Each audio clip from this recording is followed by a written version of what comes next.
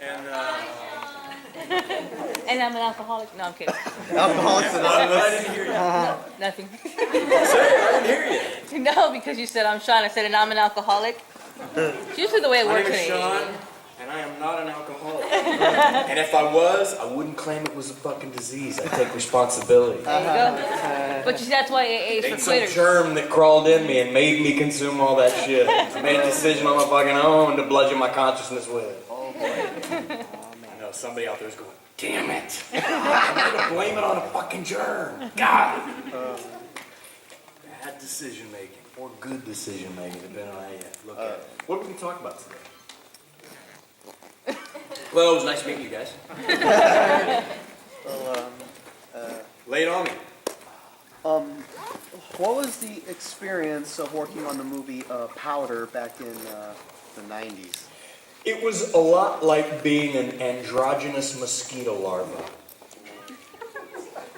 Just threw you right there, I know. It was, I'll tell you, you know, one of the things that's, you know, I campaigned hard to get that. I read that script and I fell in love with it. I really did. And it's rare that you read a script that moves you to that extent, at least from my perspective. And I wanted to do that movie really bad. And there was a bunch of bigger name actors that I think they went to before me. That's the way it always is in Hollywood. If I do a film, chances are 5 people turned it down first, you know. And everybody's like that, you know.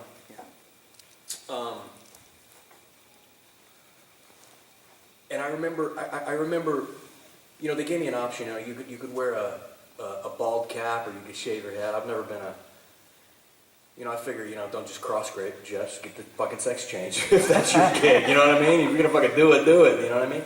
So I shaved my head, and not to sound like an arrogant prick, but I shaved my head and I thought, okay, you know, I still look okay, you know.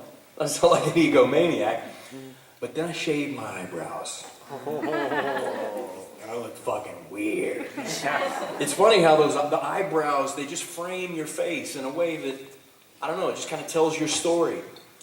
And I remember looking in the mirror after I shaved those, and it was just it was a different experience, you know. It took all the recognizability out of you. I looked in the mirror and it was just very bizarre. And I remember I stayed out of the sun for about 2 months prior to filming that. So I did. I looked like a mosquito larva, and an androgynous one because I lost a lot of weight. I wanted this guy to look like a porcelain sculpture. That was just that's my own take on the character. But I remember the first time I went out in public after I shaved everything, and I'm eating spaghetti in this Italian restaurant, and I could see people going, you know what I mean? I must have looked like a fucking freak with no eyebrows, fucking eating my spaghetti, and I was like, oh shit, this is, you know, I look like an oddball, you know. It was just funny. It was just an interesting social experiment. You know how people look at you a little bit differently. You know, you look weird. I acknowledge that. I look fucking weird. But it was a neat little moment to, you know, interact with people that just see you, you know, through a little bit of a different filter. You know, because normally I'm so fucking handsome that it's just different. I'm kidding. You know, it's just different like that. Whenever, you know, you can tell that people see, you know, a little bit of a different human. But there was no weird prejudices or anything. I completely get it. If I saw a skinny white dude that you could see all his veins with no eyebrows, I'd be like, don't look now, but that motherfucker's weird looking. You know what I mean? Now they exist in this place where, you know, don't judge, I don't judge. Fuck you, you're a liar. Of course you do. You know what I mean? I want you guys to judge me. I want to be held responsible for the shit that I do. Everything. You know, it's the only thing that keeps me honest, right? And I judge. Every time somebody walks in the door, you go, ooh, that guy's a threat. Or, wow, she's attractive. Or, oh, he looks really smart. Let me ask him. You start assessing advantages, you know, disadvantages, threat ratios, all that. And I experienced it firsthand. And I kind of relished it. It was kind of a neat experience to see how people had just a little bit of a different angle on me. It was neat.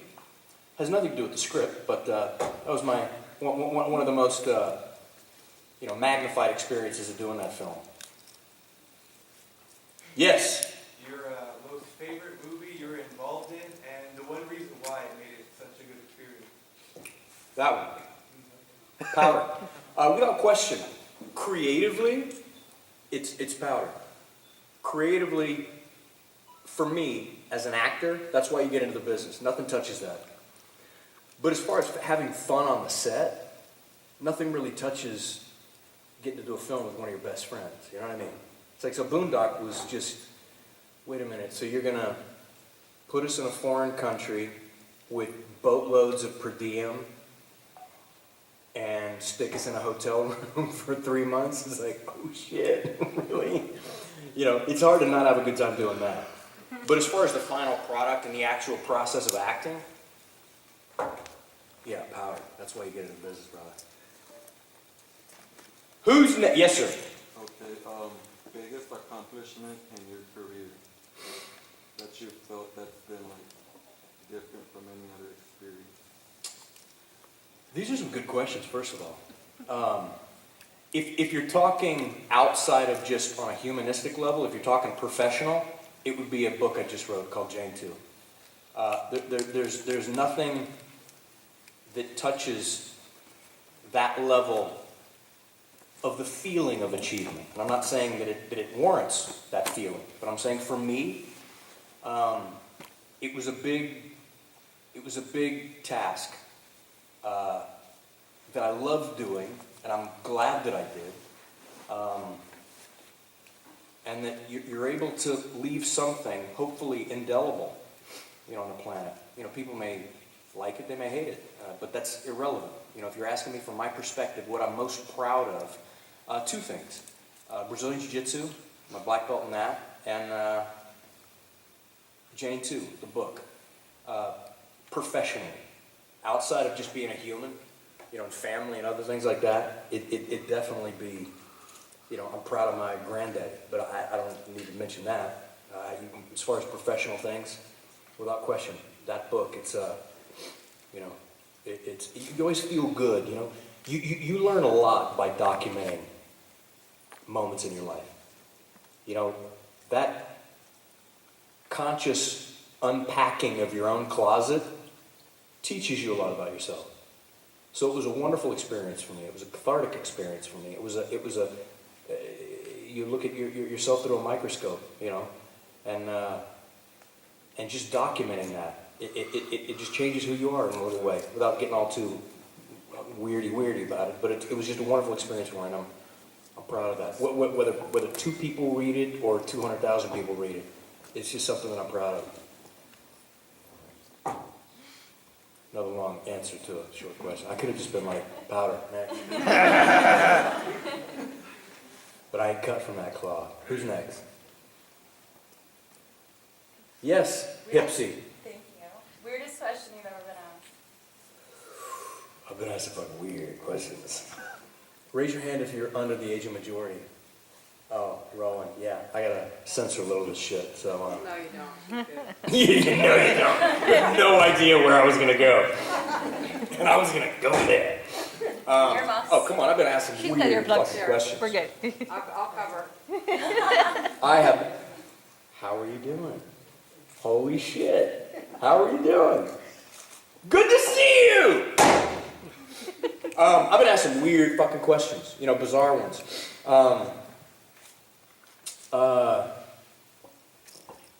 Probably the weirdest was this person came up and a very good artist, by the way, and had a folder, like an artist portfolio, and just opened up all these pictures, these hand drawn. I mean, they're beautifully done. But earmuff that shit right now. They're of me and Rita fucking each other. and she's dead serious. I'm looking at these, I'm like, if it wasn't, like photos, I mean, the artistry, I'm like, this person can draw. A little unnerving seeing me, it was just fucking weird. And she started asking about how our relationship developed, and I'm like, we don't. And she was convinced. I mean, just on a little different planet that I exist on, and I almost. And she's looking at me like, and I'm like, I can't. I'm not gonna lie to to make it seem like you wrote this from something. I don't know. I mean, they're great pictures, but he's a friend, man. We don't, it's not like that. And she was asking me, she would just like, no, speed bump. Bitch would just jump over the fucking speed bump. I'm like, we don't have a relationship like that. Okay, well, but when the relationship started, I'm like, no, back up to the first one. We don't have a relationship like that. Well, when your thumb was in his underwear, I'm like, we don't. It's bizarre, whenever you get into that conversation, you're like, okay, fuck it, okay, yes, we did that. I don't know, it's like, when they're just not hearing it. That was the weirdest conversation I've ever had for like 15 minutes. And it's bizarre because the art was fucking phenomenal. It's like that Van Gogh's ear. Motherfucker chopped his ear off, You gotta be crazy to have that level of talent in a certain area. This chick could draw, man. I mean, these sketches were like, holy shit. Like every wrinkle on my face was perfect, and she just captured everything. But Literally. doing shit, I don't fucking do, man. I don't know, man. You can unmuff that now. It's probably the weirdest. Yes, sir. How did you get the role of young Indiana Jones? No fucking clue. How did I get that? The real answer is, it's funny when the risks that you're willing to take when there are no consequences, That was one of the first big auditions I ever had. And I knew there was no fucking way in hell they were going to cast me as Indiana Jones. And they did. Well, but that's why. Because I didn't have a snowball's chance in hell. So, you walk in the room, you're like, what's up? Oh, fucking George Lucas. Holy shit, that's you. Good man, not me. You don't give a fuck. Because you're just like, this is, bro, I'm never going to get the role, so might as well have fun. You know what I mean? But then I'll be honest, it's another great social experiment. Because if you look at my auditions for Young Indy, the closer it got to a reality, I'm sure the more they sucked. And that's a great exercise of examination of like the human spirit. It's like whenever there's consequence, like holy shit, the stress level goes up. Like this could be a reality. They could cast me as this role. Suddenly you're very self-aware, and your ability to perform and really just become somebody else is restricted immensely. And I saw it happening in real time. I remember the first meeting I ever had, I was just like, never gonna cast me in this. I didn't give a shit. And I bet that was probably the best audition I've ever had. Because I didn't give a fuck. And then slowly but surely I started to give a fuck. But obviously they didn't care, and they still cast me.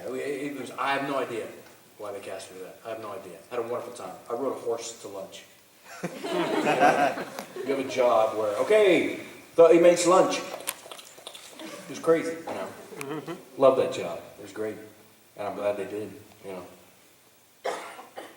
Who else? Yes, brother. Did you have a favorite scene when you were shooting Boondock Saints? All of them. All of them? Again, criteria for answering. You talking about the final product, or you talking about like on the day? On the day. On the day shooting it? I mean, as far as an actor, I think everybody dreams of ripping a fucking turlet out of the ground. I know I did for years. Jumping up on the table, the courtroom scene. But, I mean, that movie was, whenever we shot the AC vent, we come crashing out of the roof, they had a camera glitch. And me and Rita were up there in this AC vent for fucking 2 hours.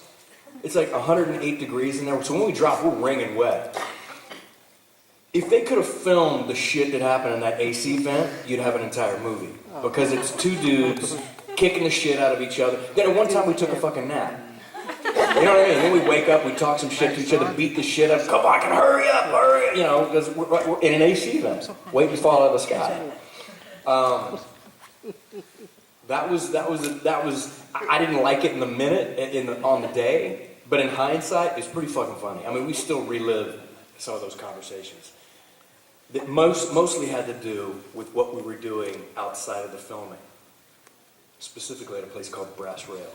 But it's another story for another time. Hey, welcome! You're fucking late, but, glad to have you.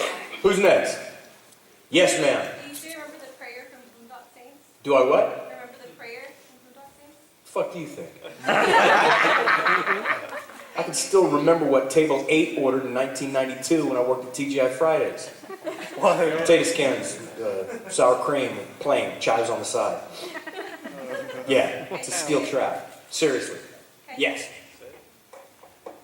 What? Can you say it? No. Do you know your social security number? What is it? I'm gonna tell you. Oh, shit! Identity theft. I'm dead serious. It's a weird thing in my game. You know, when I order something online, I put in my credit card number and all that. I don't have to get it out of my wallet. I don't have to do any of it. I know phone numbers. I don't look at my everybody I call. I know their phone number. It's it's weird because you know the smartphone era did something weird to people. You know, like if you lose that, you're fucked. I don't know, but I come from that era where it's all up there. I mean, so many people, they don't know their mom's phone number because they just hit mom. You know what I mean? It's important to know that shit. Do I know the prayer? Fucking shame on you.